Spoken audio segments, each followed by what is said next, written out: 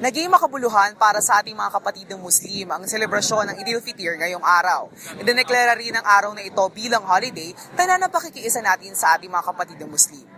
Ano nga ba ang Eid al-Fitr para sa mga ordinaryong Pilipino? Ano po yung rason kung bakit wala kayong Pasko? Dahil po doon sa Eid al-Fitr. Eid al-Fitr. Eid al-Fitr po ng mga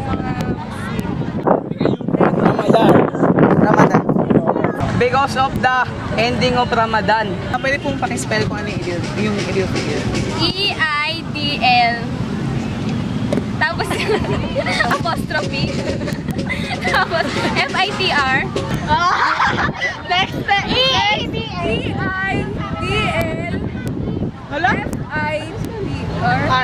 E-T-T-R-F-I-T-R. E-I-D.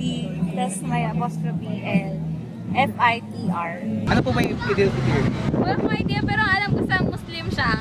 Nagse-celebrate sila ng hindi ko alam eh. Ramadan. Muling araw ng Ramadan. Ito may fasting yung mga Muslim.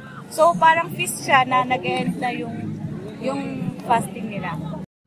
Parang kasi 'di ba ang Ramadan nag-fasting sila. So ngayon parang end of fasting na nila. Celebrate nila yung kumbaga parang birthday sacrifice na nagawa nila. Clarence Perlon, News Rush.